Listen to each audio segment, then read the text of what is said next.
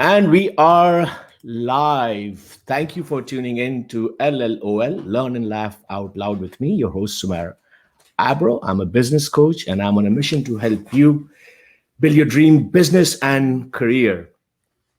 This week, our guest is Mr. Awesome, Mr. Maggio.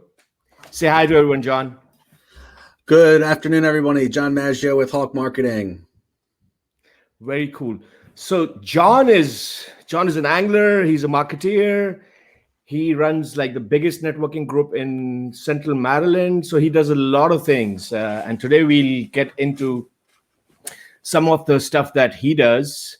And the format of the show is that, I'll also ask John some of the questions which he's not expecting. So are you ready for that, John? Yes. I'll put my glasses on for that. That should help, although I'm not so sure. Okay. So let's go with our first question, John. Here's a little brain teaser, right? Are you ready? Yes. Okay. So how do you explain the internet to a caveman? Drum roll, please. Now, how do you explain the internet to a caveman? Good question. Everything that seems complicated usually is not. It's almost like life is built of Legos. Some of the children, when they were young, they built cars out of their Legos. Those are the mechanics. And some of the children build houses. Those are our architects. Sumair, if I told you that you could switch out the RAM in your computer by simply removing 2 screws and doing 2 little clicks, you're a computer repairman and it's only 2 screws and 2 little clicks. What about changing that oil? Did you know changing the oil is usually like 4 steps? And the hardest part about changing the oil is what do you do with the oil afterwards?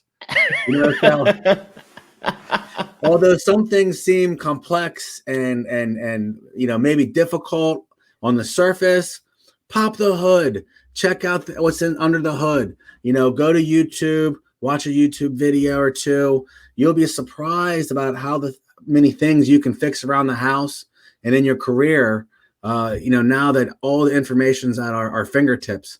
My kids ask me questions all the time, and I don't mind answering them, but I also encourage them to use that little magic device in their hand and look for things, look up the answers. Cool. Although it may seem complex, under the hood, a lot of life's puzzles are simple. Awesome, man. So I'm pretty sure there's like a video on YouTube on how to explain the internet to cavemen. And I love the fact that you talked about having a system, having a process, things you can solve with a few steps. So that's awesome, So yeah. I forgot to mention that John is also a philosopher, right? So that's pretty cool. So John, I wanted to get into your head a little bit and talk a little bit about as a marketeer, what problem do you solve for people?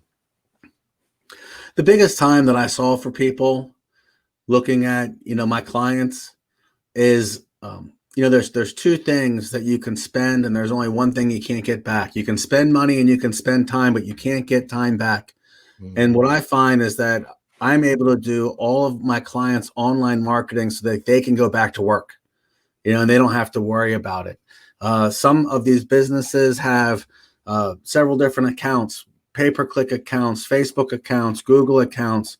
I'm the guy that gets in there and wrangles them all and makes them all work together so that my clients simply can just go about their day without having to worry about it. I was at a client's the other day around about 10 o'clock. All his guys were out in the field. His phone and his computer were going off left and right, left and right, left and right. The last thing he needed to worry about that day was what was posted on Facebook, how many people got the email, did the blog go out? That's my job. That's pretty awesome. And it's one of the things that I also come across a lot when I'm working with people as a coach, that, what you do not have to do, outsource it, focus on your core, and how you help people, that certainly helps them to focus on their core business. So that's awesome. And when you say that online marketing, is there like a specific kind of customer, age? Do you have a profile, or what kind of businesses do you work with? We do very well with home services. and medical specialists. So think about HVAC, plumbing, electrical. Think about physical therapy, dentistry, cosmetic surgery. These are the type of companies that need new phone calls every day to stay in business. And that's what our job is to make the phone ring. Sumair, one thing that's a little different that Hawk Marketing than other marketing companies is that we put tracking phone numbers on everything, whether it's the website or a paid ad or even a paper ad. We put a special phone number on there so that we can listen to the phone calls so that our clients know where their marketing dollars are going. That is pretty unique. That is pretty unique. I love that. Awesome. Okay. So now just building on that, what you just said about how you solve, problems for your customers, what kind of customers you work for. I wanted to share like a 3-slide presentation on how do you appeal to emotions, and we'll have a discussion on that. And then I have more questions for you, John. So let's try this. Let's share the screen and see if it works, because sometimes when I do this, I have to do a few other things before this works. And today seems to be one of how technology works. Yeah, and today seems to be one of those days. So let me do this. Open the presentation. Come back. You ever notice how when somebody's on the phone, the computer always works slower? It's like, let me show you this, and then it doesn't work.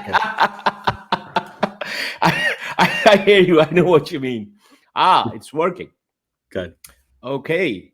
I see it. So now you see it. You're my eyes now. Okay. So I just wanted to talk briefly about hot buttons, how emotions drive logic, and just to give you an example of what I just want to share with you. Imagine yourself as a parent, and you're looking for a daycare near you. The first thing you do is you take out your phone and you look for a daycare near you, and you see a list of daycare near you, and you go to their first website and you see a decent website like this one, Happy Kids. There's diversity. They have call to actions. You're like, awesome. Let me check out a couple of more. So you check out the next website, and this also looks pretty cool. They've highlighted things like they have 40 years of experience. They provide high quality. You can chat with them, so they have a call to action, and that's pretty neat. The challenge, and sometimes what happens is when you go through all of these websites, they all look very similar. And you are like, okay, so how do I decide? Now, one of the things that we can do as business owners is differentiate our business. And I just wanted to share a couple of examples on some of the daycares who took a different approach. And so one daycare did this in their marketing. Ever felt like your daycare treated your child like a number instead of a little person? So that's a hot button. They're appealing to the emotion. Another daycare did this. Is watching TV your daycare's idea of good education? And yet another daycare did this, introducing a daycare that does not consider mac and cheese to be one of the 4 major food groups. Now think of the differences between the couple of websites that we saw earlier and last 3 examples. They are appealing to a specific parent, but if you think about it, they are appealing to all parents. All parents care about what their kids eat, about their education and their social experience. So in a nutshell, the key points from this brief presentation on appealing to emotions is, if you're doing what everyone else is, you will end up competing on price. And appealing to emotions which matter need to be part of how you differentiate yourself and your business. Lastly, give them what they need and they will tell you what they want. If you need more help with this, connect with me. And also John. John is an online marketing specialist. He can help you with that. So I'm going to stop this and get John's thoughts on this brief presentation. What do you think, John? Sumair, people only spend money when 4 things happen. Yeah. Pain in the future, pleasure in the future, pleasure right now, and pain right now. And if you draw a picture of your child in pain right now, I don't know a mother or father that wouldn't jump off a bridge to save them. So That's right. And to be an orange umbrella in the sea of black umbrellas, and to defy what my friend Ruthie Bowles said, defy the status quo. So you mentioned four P's, right? Can you say that again? I love it.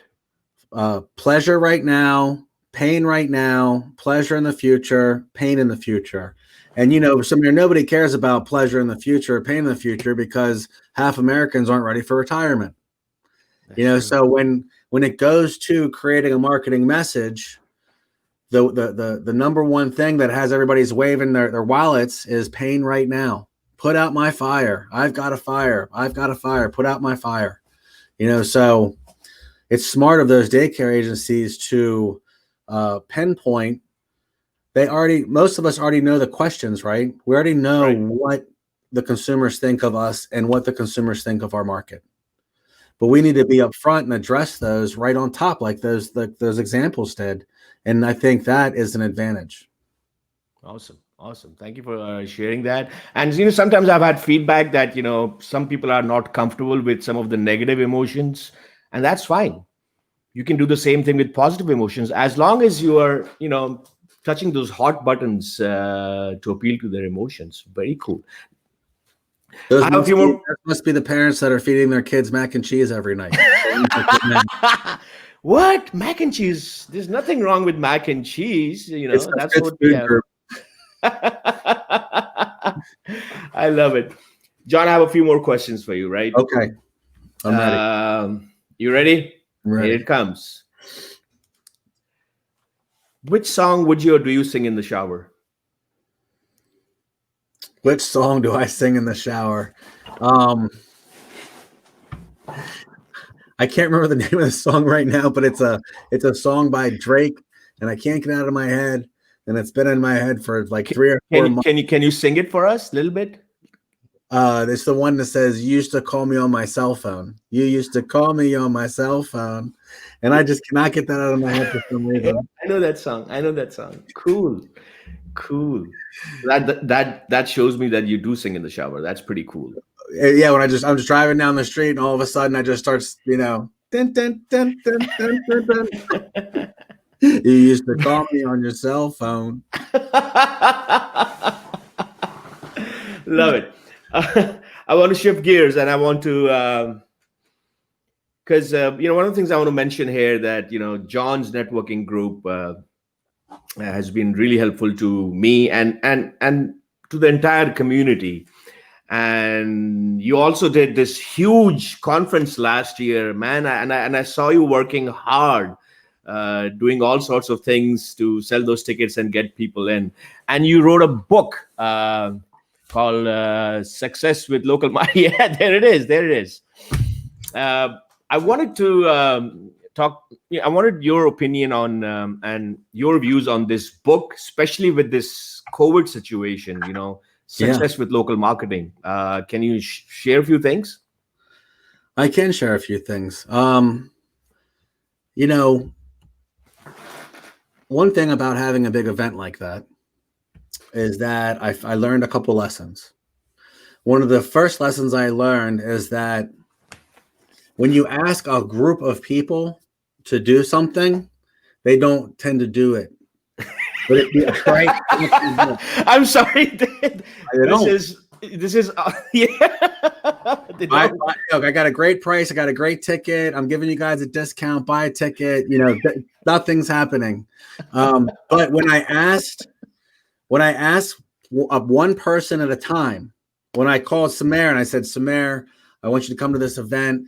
What are you thinking? Well, John, I'm like, is it a price thing? And I'll work with you on that. But what I ended up doing was I ended up selling all my tickets one at a time when I thought it was going to be, let me just talk to this big group that we've compiled and it'll all be taken care of. But it wasn't that way. I got into a little friendly competition with somebody for YouTube subscribers. First one to 100 subscribers wins. So you go out there and you take a couple of messages to the group, to Facebook, to your influencers. A few people leave a message. What really got me above 100 and winning, well, I thought she was going to win. So she had like 89. So furiously in the morning time, I got on Facebook Messenger and I messaged 30 people and I got to my 100. So it didn't matter how many times I went out and just made that blanket post. It wasn't until I actually got on the horn with somebody one-on-one, and then I got the deal done. A third example is recently I wanted to boost up my Google reviews. Same thing. Hey guys, Facebook Networking in Annapolis, the Facebook group. Any chance I could get a review from you guys from holding these great events, etc. One person left a review, right? One person left a review, but I was like, duh, you got to ask individuals. So I went out and what I did this time was I put a post out and said, if anybody would like a 5-star review, please comment below.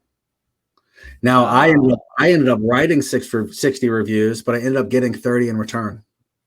Brilliant. Which in turn makes me one of the highest rated marketing companies in Annapolis, Maryland, with 50 plus 5-star rating. So asking the big group versus asking individuals. That goes back to networking and COVID. Right after the event was 1 year ago in November. Then we roll into the holidays. We go through January and February. We're all ready to get back out and go, and COVID hits. So everybody has to go online on Zoom. And people, I tell you, are getting zoomed out, right? They're getting zoomed out. Yeah. So immediately all the momentum I built from my event, I wasn't really able to capitalize on it in person. And my networking, although thriving, the referrals weren't the same anymore. It wasn't like when you and I would meet together one-on-one, face-to-face. Now you see me, I see you, and we're on a screen with 30 other people. It's not quite as intimate. It's not quite the same. Sure. So referrals, in my instance, for the type of clients that I'm looking for, referrals weren't coming in as strong as they used to. And I was getting really frustrated, Sumair. And I was having one-on-ones. I was having, 30 one-on-ones a month. I was going to a dozen networking meetings a month. And I was really working the numbers, the one-on-ones like I talk about in the book. But then I got on the phone with a young woman who just started networking. And this was her second week networking. And her name was Mackenzie. And I'm like, oh, hey, Mackenzie, how are you? How's networking going? Oh, I just started. It's only been a week or two. Okay, well, how's your one-on-ones? We got to have some one-on-ones. How's your one-on-ones going? Well, I'm getting about 7 a week, so I'm doing pretty good there. I said, that's pretty good. That's pretty good. She said, yeah, I'm closing about 3 or 4 out of the 7.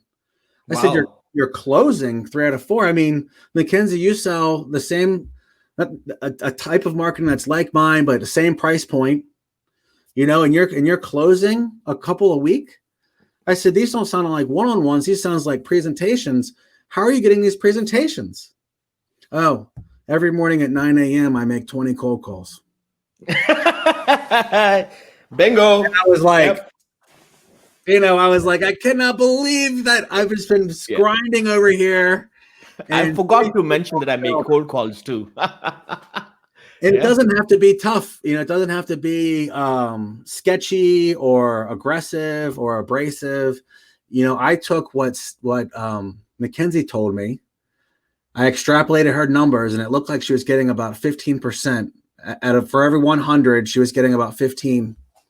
And I was basically calling up contractors saying, John Maggio with Hawk Marketing Services, just doing my due diligence. Are you happy with your marketing company? Yeah. Yes or no? Yeah, we're happy with the marketing company. Sounds great. I'm going to send you an email with my information in case you ever need me. And I did 100 calls and about 500 emails, because I too was doing like a little email campaign, little touches.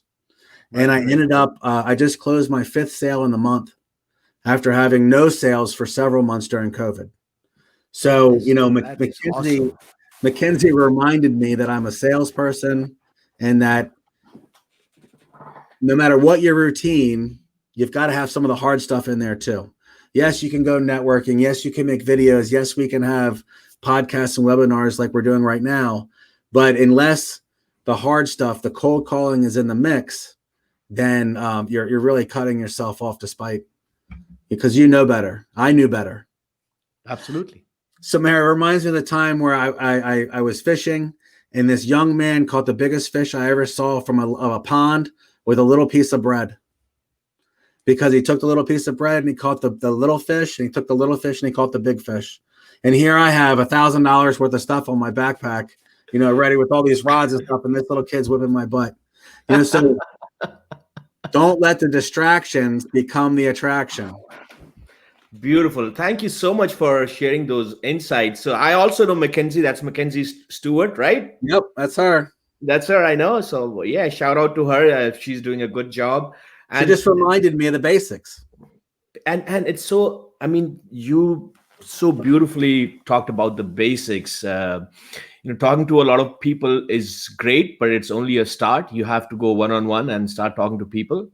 And then cold calls, talking to strangers. And a lot of times what happens, John, what I've experienced is that we forget the value that we add. And that's why we become reluctant in making those cold calls. So it's great that you mentioned that. And anyone who's listening out there, basics are important. If you have to make cold calls, do it like John. And there are other ways to make cold calls. You can send people messages on LinkedIn and Facebook and see what they're up to. If they respond positively, great. If they don't, hey, they're not going to hold anything against you. All you did was send a message. What do you think? Not one person was rude to me. Remember, old school cool. These guys are getting cold calls all day long from robotic messages, from call centers. When I get on the horn and I say, John Maggio, Hawk Marketing from Annapolis, Maryland, I have a huge advantage. Yeah.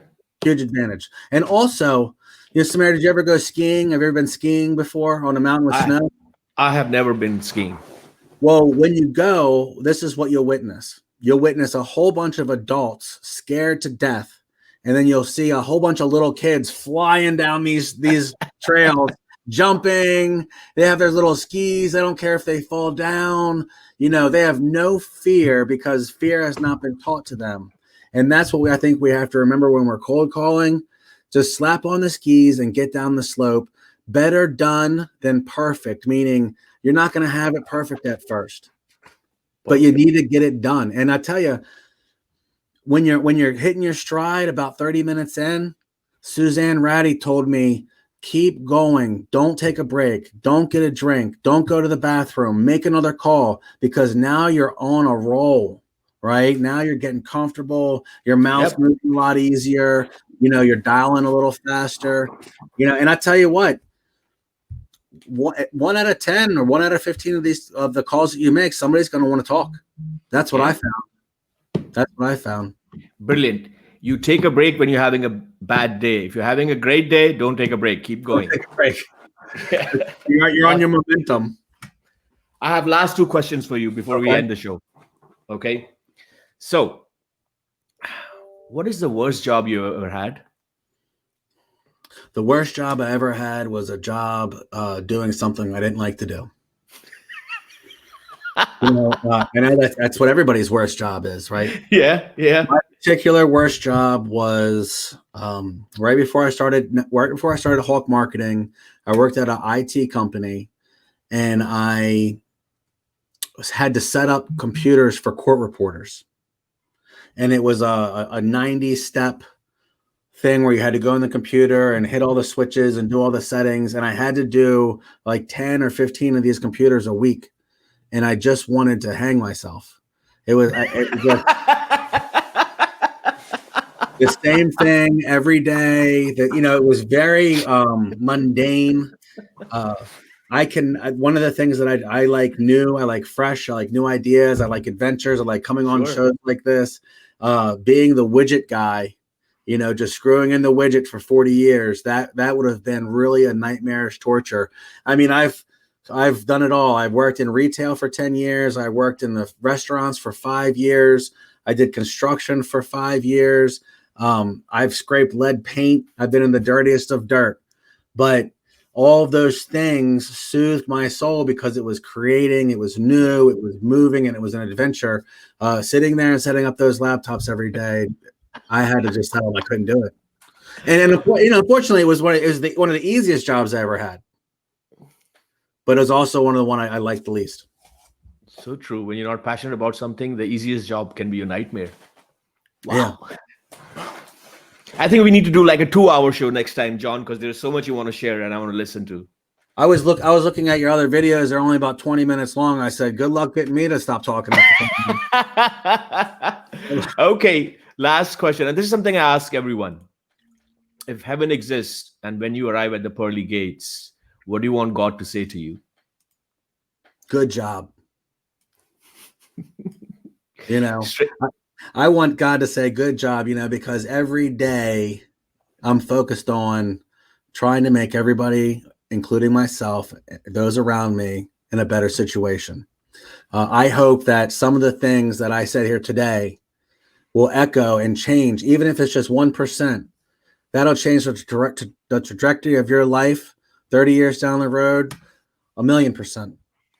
So just make a little change, keeping everybody in a positive, always looking for the silver lining. So that's what I think. I'm hoping God will say, good job. I'm pretty sure God would say good job.